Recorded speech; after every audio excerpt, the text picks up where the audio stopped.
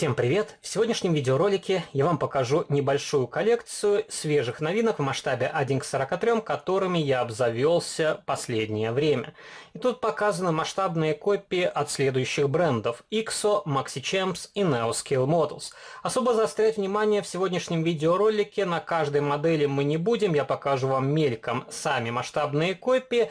А рано или поздно на основном канале на каждую из этих моделей выйдет детальный видеообзор. И когда появится видеоролик, напрямую зависит от вас. Так что пишите в комментариях, какую модель вы бы хотели более подробно увидеть раньше. И начнем мы с обзора BMW E30 в двухдверном исполнении от MaxiChamps.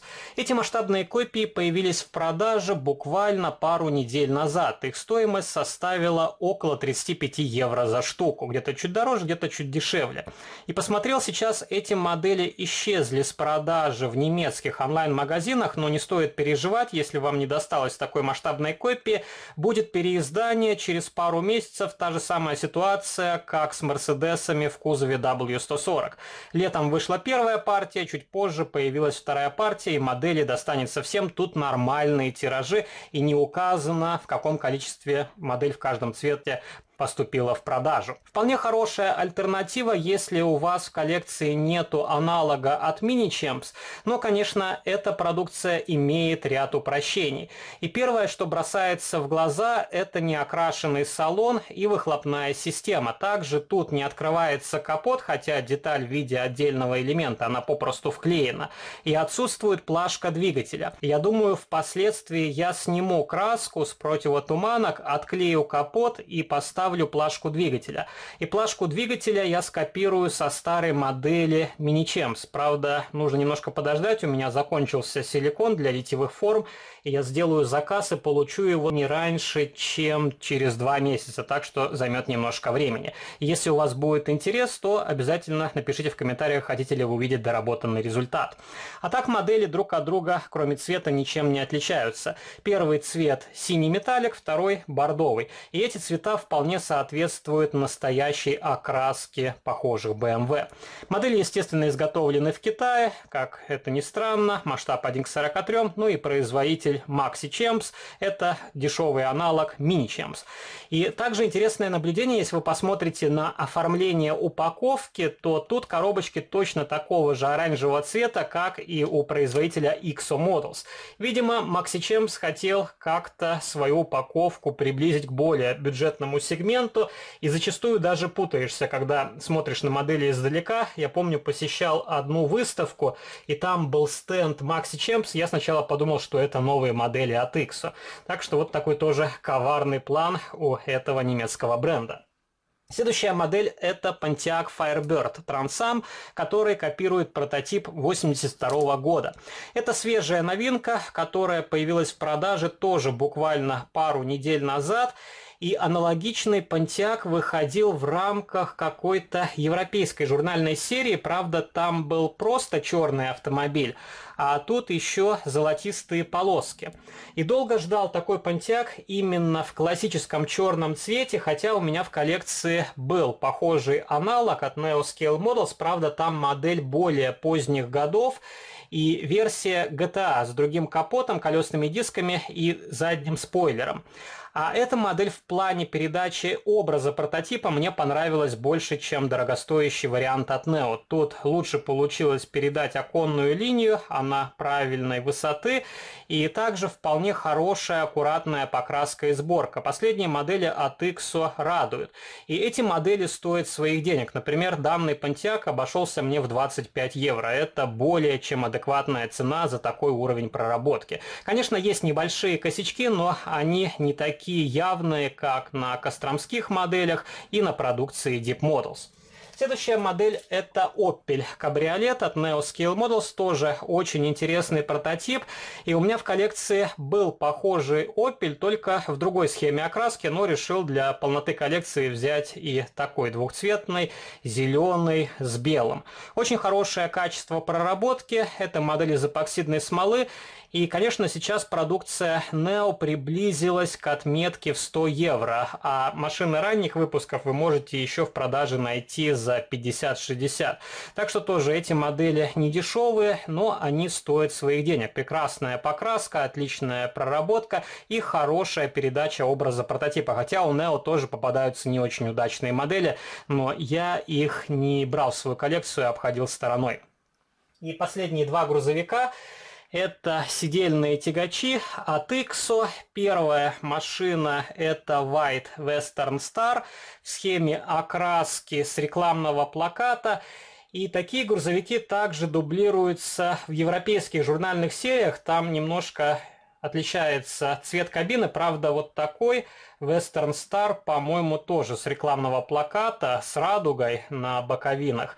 И особой разницы между IXO и журналкой нету. Тут присутствуют боксы и дворники из фототравления, но журналку достать у нас довольно проблематично. Она продается только на аукционах, и очень дорогая доставка, и хитрые продавцы завышают цену, поэтому мне проще купить модель в коробочке IXO.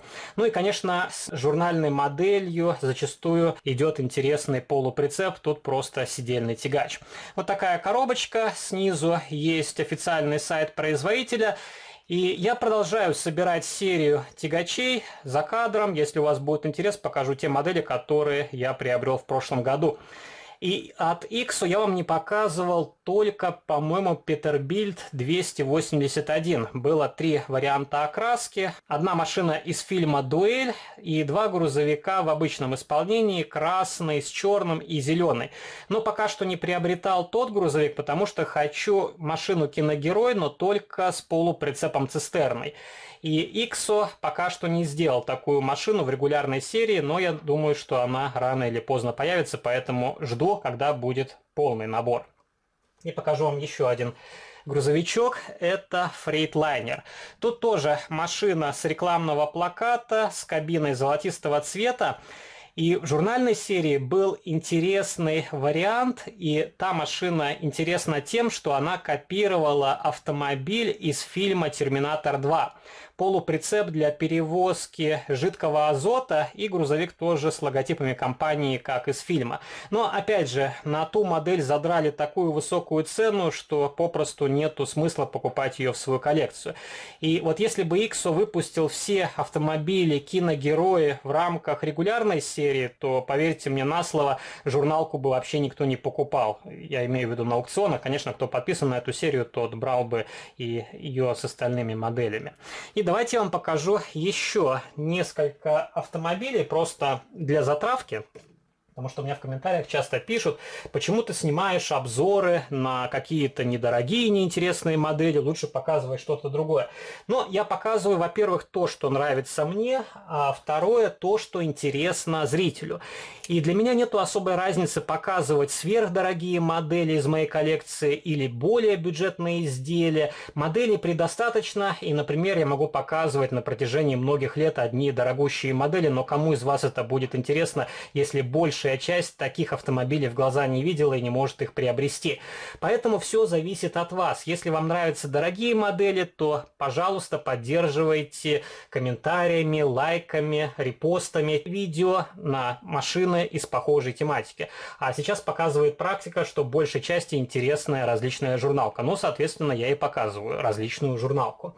Например, есть вот такой Dodge Viper. Это модель от AutoArt, уже снятая с производства. И совсем недавно я делал видеообзор на Viper RT10 в 18 масштабе от Burago, но посмотрим. Если, опять же, не будет просмотров, то, думаю, нету смысла показывать еще один Dodge Viper. Видимо, вам такие автомобили попросту не интересны. Но эти модели есть в моей коллекции, я их собираю за кадром.